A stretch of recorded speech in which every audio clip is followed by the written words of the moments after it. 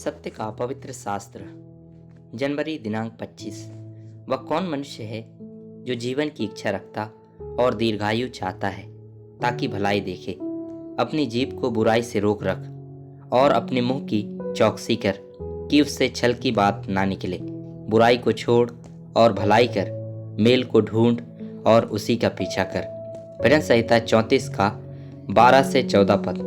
सार्वकालिक जीवन की इच्छा और दीर्घायु के साथ साथ भलाई को देखने की लालसा भजनकार के मन में जाग उठी थी और इसलिए वो उस भलाई के विषय में चर्चा करता है जो स्वर्ग से उसे भले परमेश्वर के पास से हर एक विश्वासी को सेट में दिया जाता है। और यह भलाई तो आत्मिक भलाई है जो हमारे जीवन में परमेश्वर के किए हुए उपकारों की नाई गिने जाते हैं। और यह उपकार अनंत काल के लिए है, असंख्य है क्योंकि इनकी गिनती नहीं हो सकती। तथा यह तो अद्भुत कार्य है जो केवल हमारा स्वर्गीय पिता परमेश्वर यहोवा ही कर सकता है। भजन संहिता 23 का 6 पद।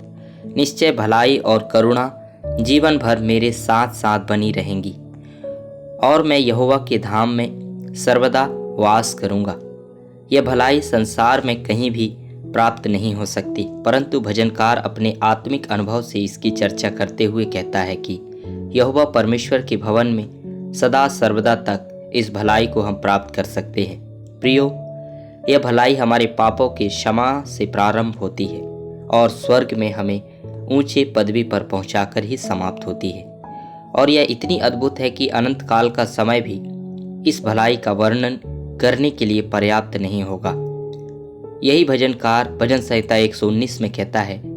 भजन संहिता 119 का 65 और 122 पद। हे यहोवा, तूने अपने वचन के अनुसार अपने दास के संग भलाई की है। अपने दास की भलाई के लिए जामिन हो ताकि अभिमानी मुझ पर अंधेर ना करने पाए। भजन संहिता 145 का 7 पद। लोग तेरी बड़ी भलाई का स्मरण करके उसकी चर्चा करेंगे और तेरे धर्म का जय जयकार करेंगे। यदि कोई व्यक्ति अपने जीवन में भलाई को देखना चाहता है तो फिर उसे अवश्य ही भलाई को करना भी चाहिए, क्योंकि पवित्र शास्त्र बाइबल बताती है मनुष्य वही पाता है जिससे वह होता है।